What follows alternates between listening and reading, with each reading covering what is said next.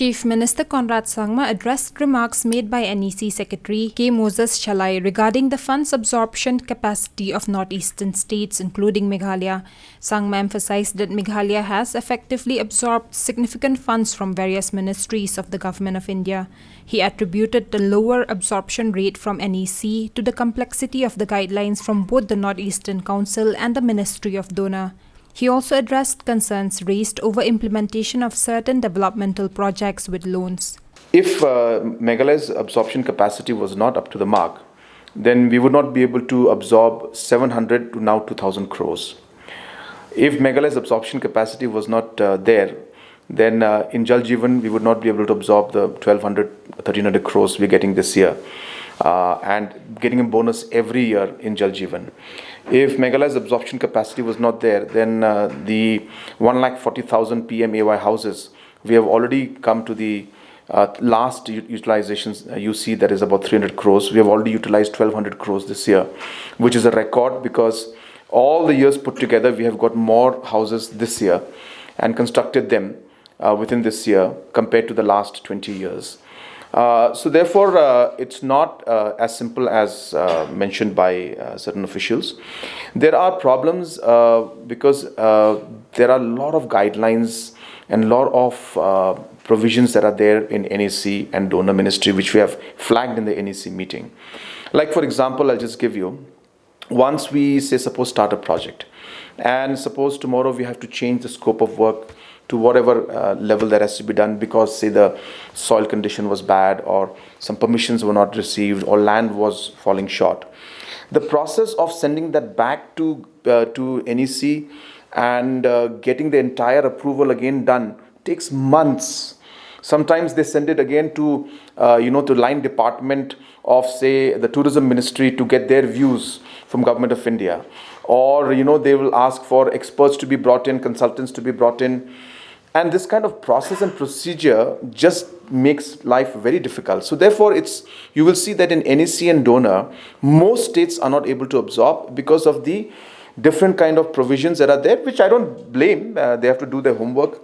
But as I said, if the absorption capacity was not there, then we would not be able to absorb either Jal Jeevan Mission, nor the IPMAY, nor the Special Assistant on Capital Investment. So therefore, the fact that we are able to absorb double of what was budgeted for us in those schemes, which is in thousands of crores. Just to give you an example, NEC's entire year's budget is 1,900 crores for all the northeastern states. The capital investment fund that we are absorbing is 2,000 crores just from one scheme. So therefore, it just reflects that if we can absorb 2,000 crores from capital investment, then why can't we do from NEC? So therefore, there must be some issues that are there. And those are the issues I've explained to you right now, that there are too many procedures, too many aspects that are there, complications, too many approvals to be taken, which just keeps going back and forth. I'll just give you some example of the turmeric mission, the Lakarong mission. We had asked for some processing units to be given. There was a 5 crore amount. So then a better technology came by the time we got the sanctions. So we wanted that technology to be enhanced. So we asked NEC to approve that. That approval has not come till now. So, if they just simply said it's the same thing, it's the same, purpose is the same, but technology is different. And if approvals were given, then it would be very easy.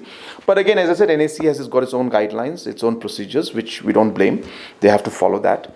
But if the ministry would streamline those procedures, which I had mentioned in the NEC meeting, then we would be able to utilize things in a much faster pace. So therefore, there is a lot of homework to be done in that aspect.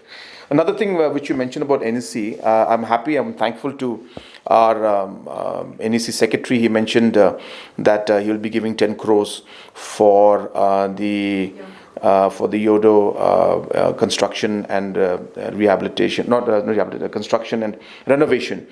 So we are happy to announce that already state government has initiated the process and 5 crores tender has already been floated for the improvement of the nalas and the footpath in Yodo.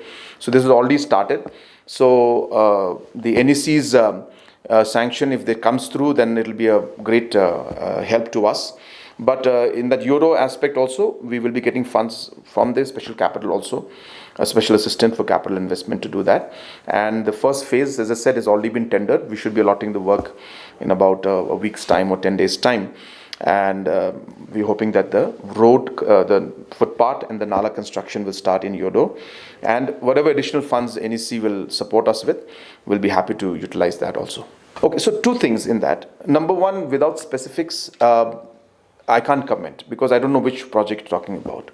Number two, there is nothing wrong for any government to take the loan component for developmental aspects, following the provisions of RBI and of Government of India. There's nothing wrong in it. The funds are meant to be used for developmental aspect, and the provisions are there within the system and governance and within the provisions of Government of India.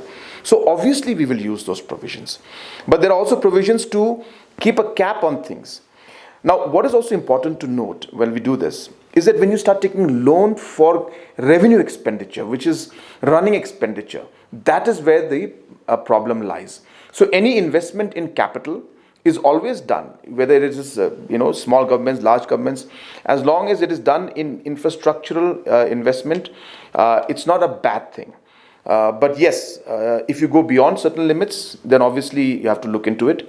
But again, when I'm repeating, that if it is within the provisions provided by Government of India, then it's there to take. If we don't take, then we are being actually wrong by not using the full advantage of the provisions being given by Government of India. So if Government of India is saying that you can take 1,000 crore loan and we only take 500, then we are being unfair of not taking that 500 crores and using it for investments. That's what it's meant for. That's what Government of India is allowing us to take it. And hence, this government has managed to take maximum amount of benefit within the provisions of Government of India's provisions that are there, and we've implemented large number of schemes, and the benefit of this is being seen by the people of the state. Criticism will always be there. I've always said that. If those criticizing can come up with more details, I'm happy to reply.